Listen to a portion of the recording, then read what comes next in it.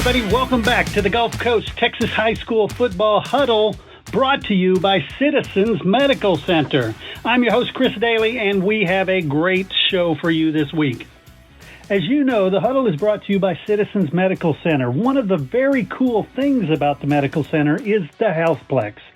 Citizens Healthplex is Victoria's premier medical fitness and wellness facility. If your goal is to improve your health, prevent disease, help you get strong and fit, or just be well, Citizens Healthplex is for you. In fact, it's for me too. You'll probably see me and my wife there. Their 7,200 square foot facility has everything you need to maximize your enjoyment and get results. They offer all the space, equipment, and classes you'll ever need to get fit and healthy, including a large array of strength and cardio equipment, over 75 classes per week, a degreed and certified fitness staff offering professional instruction. Oh, and if you need to relax, try the steam rooms, whirlpools, dry saunas, and massage therapy. You want to lose weight? Hire one of the personal trainers to work with you one-on-one, and you're sure to see the results you want.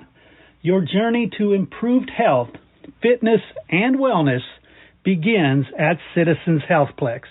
Looking to boost your company's marketing? Look no further than Fresh MediaWorks. Podcasting is the best way to promote your brand and increase your customer base. You can create your own show, be a guest on other podcasts, or advertise on existing podcasts to reach a valuable audience. Don't wait. Start elevating your marketing game today with Fresh MediaWorks. Call now, 713-269-4620, or find us online at freshmediaworks.com/podcasting.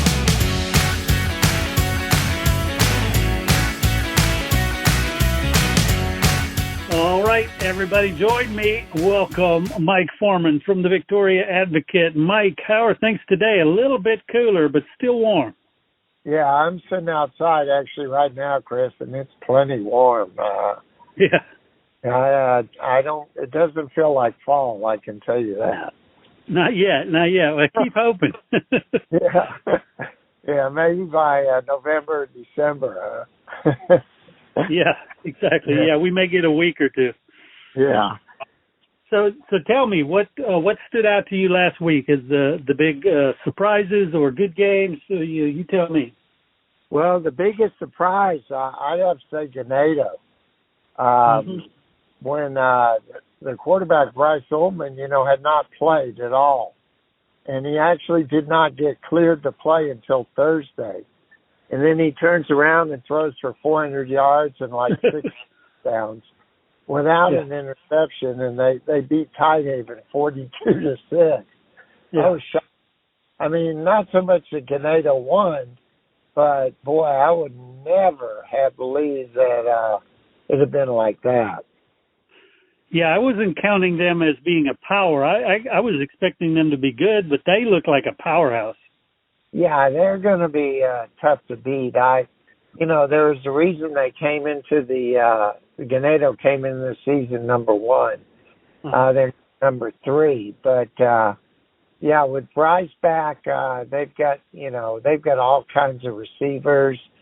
They only lost, I think, 2 seniors from last year's team. So I mean, they're going to be tough. Definitely.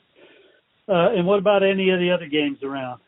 Well, I went and saw Quail and Corpus Christi Miller. Miller is really good again.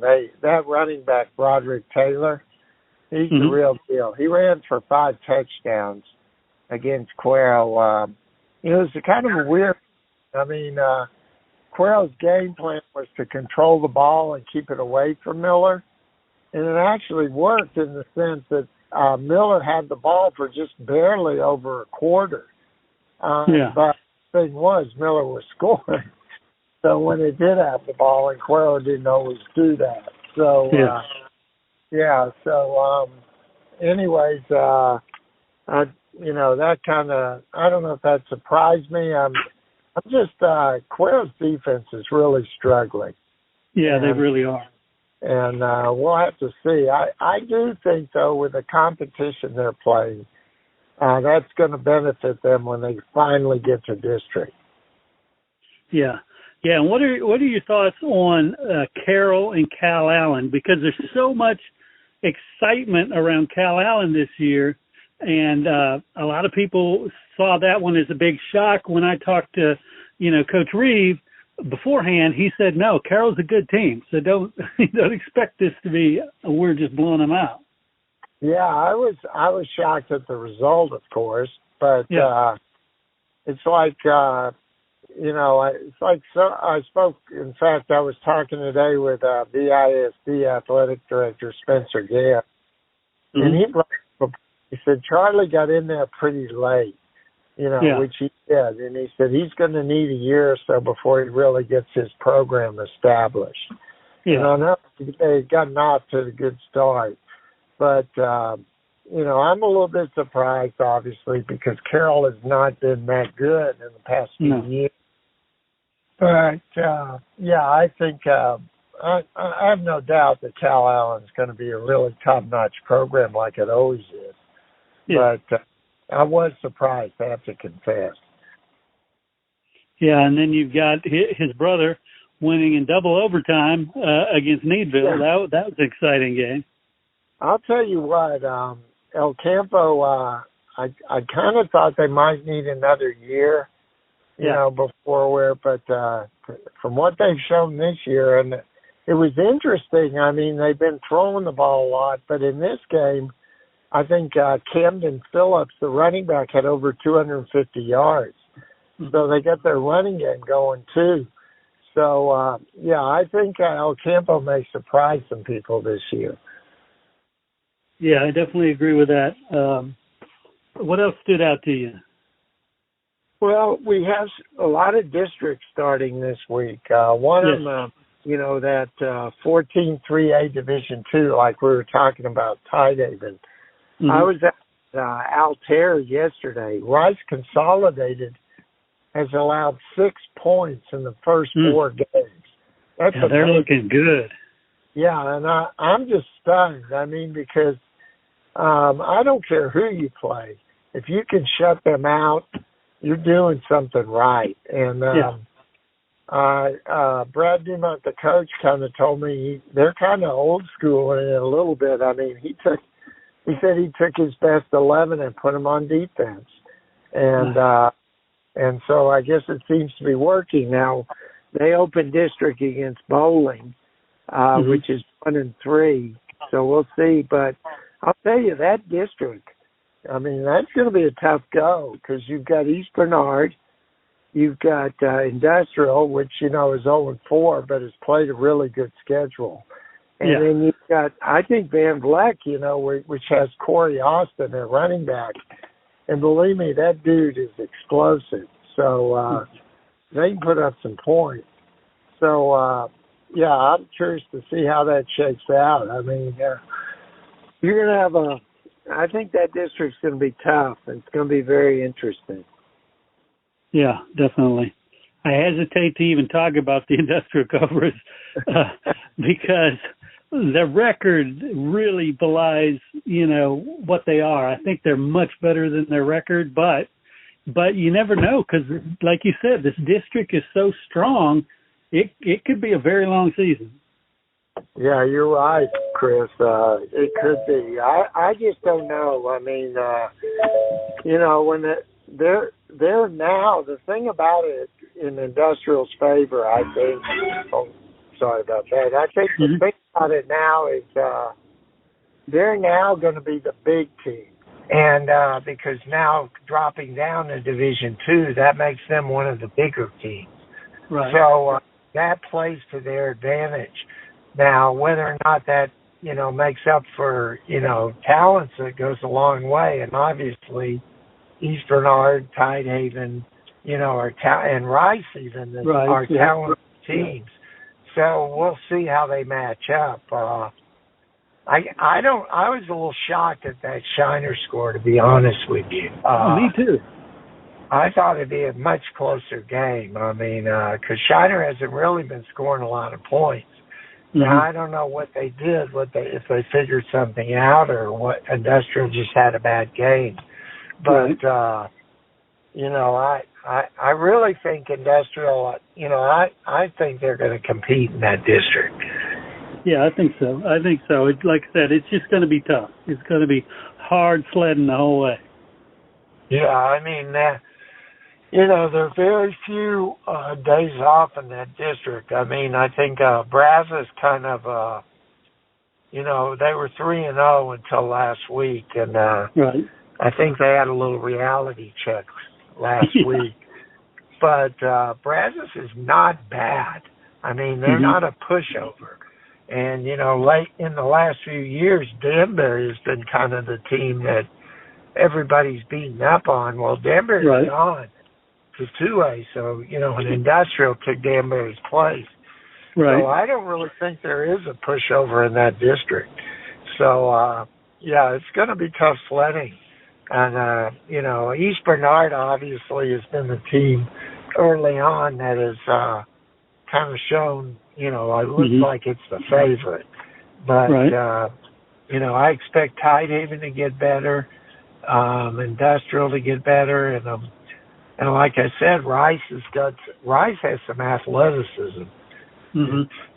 I think that plays to their advantage. And then, Van Vleck has, like I said, Corey Austin at running back. Yeah. That dude could go. So, it's a very interesting district. Definitely.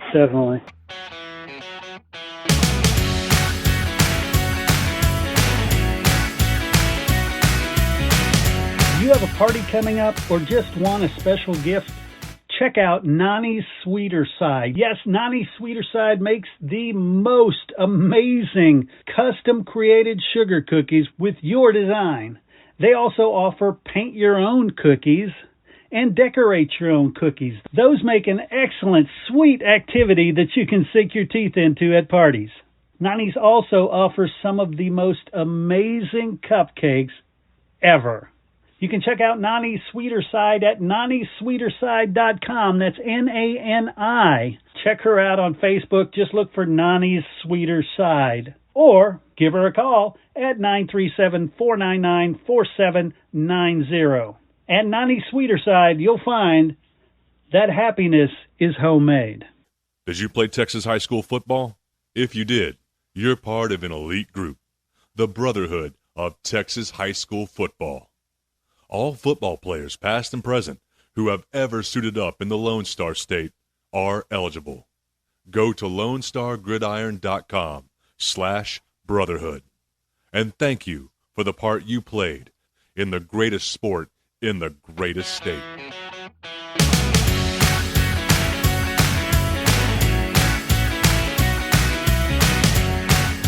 So where will you be this week?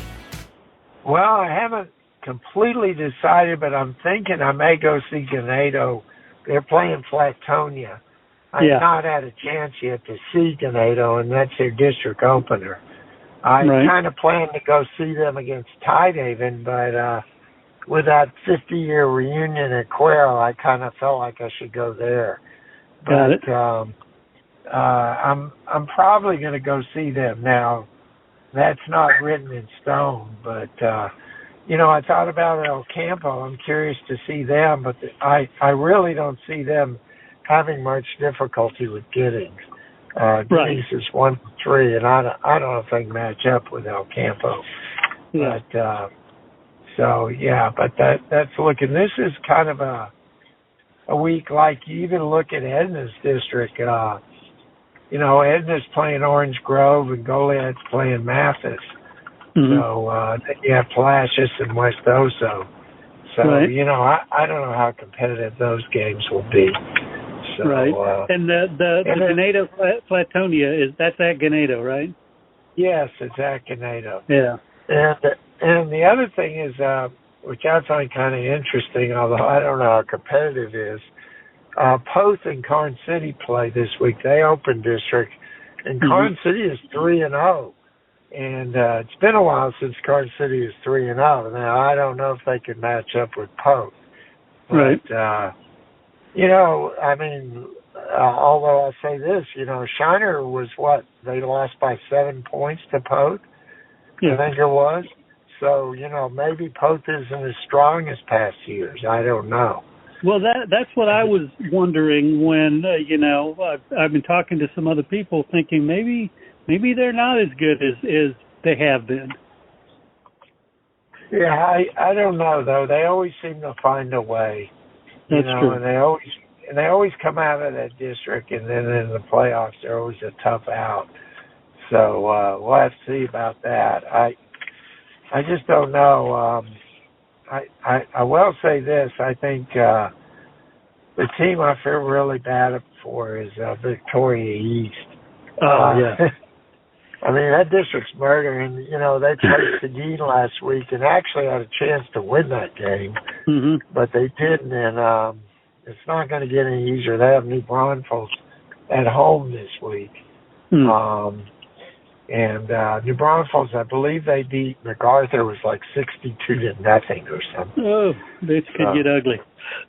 Yeah, so East is really going to have to play a good game. And I did want to mention, too, that we do have a Thursday game this week. Bay City's at Brazosport. Really? So, cool. Yeah, we have one. If that was in Bay City, I'd probably try to make it. But since I'm not going to go to Port, and that could be kind of interesting. I think that's Bay City's final non-district game. Right. So, but before long, another week or two, we're going to be in the district. So, in some districts, like the 14-3A D2 we talked about, are starting this week. So, it's getting to the point now where you need to be playing your best ball pretty close. Yeah, they've done, the whole rotating kids through to see who can play. Now you got to lock into, who's the best athlete and get them out there. Right. I think you may see as once district starts, I think you're going to see a lot of teams maybe doing a little more of kids going both ways than they did in non-district. Yeah, that's true. That could happen, I think, as you get in the district. I know, we'll see. I mean, it just always seems like to me, and this drives me crazy, that one week I'll have 4 really good games. Yeah. And the next week there may not be any, right, which you consider really competitive games. Right. But, we have nothing to do with the schedule. So.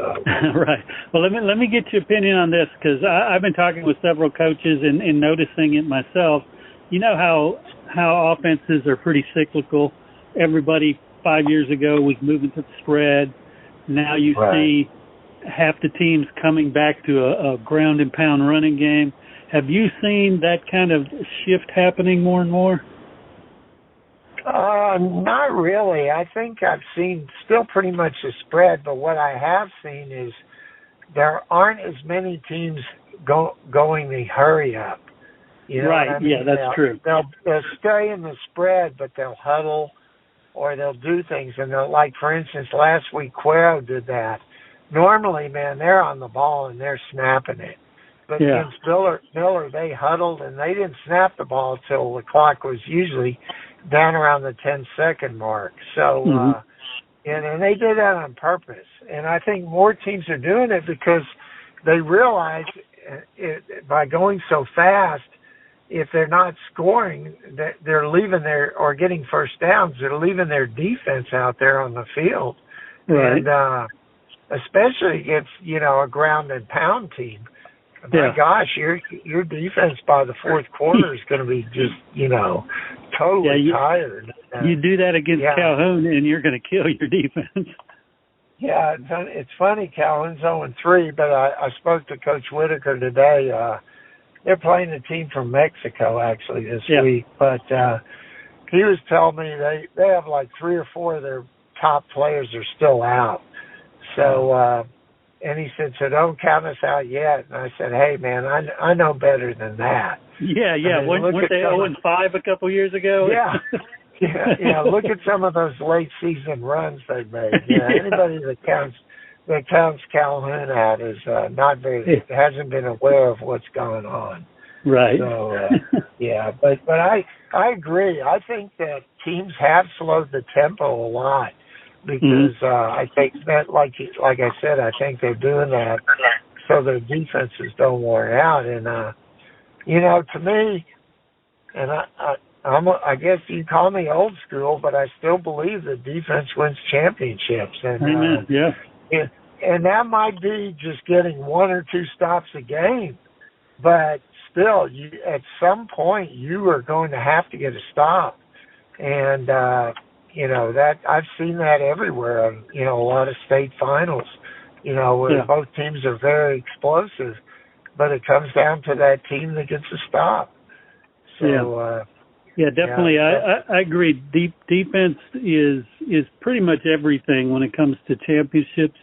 But when coaches will tell you that most games, unless you're just severely outmanned, most games come down to 3 or 4 or 5 big plays, and the ones who can just play their game and eliminate 1 or 2 of those big plays, that changes the game. Oh, yeah, no doubt. I mean, this isn't high school, but a perfect example. Look at that Michigan SC game last week. Mm-hmm. That game was basically decided by 3 or 4 long runs by Michigan. Yeah. If SC doesn't allow that, it probably wins. So, it shows you, it's the key plays at the key times. They usually decide games that are even. Like you said, if the talent advantage is that severe, obviously, it's not going to matter. But if you have 2 teams that are fairly equal, that's usually what it comes down to. Yeah. Well, cool. I don't know. I'm still thinking, too. I may end up in Ganado with you. I'm not sure where to go this week. Yeah, it's kind of a tough week to decide. I thought about El Campo, and I've thought about where else I should go. I know Chandra's playing Luling, and so you've got that, and then of course you've got Orange Grove at Edna and Mathis at Goliad. I just don't know what to expect from those games, but I know Mathis, I believe, is 3-0, but I'm not convinced they played really top flight competition. So, I don't know if I can stay on the field with Goliad or not. Definitely. Well, again, thank you for another great week, and look forward to talking to you this time next week. Okay, Chris. Enjoyed it.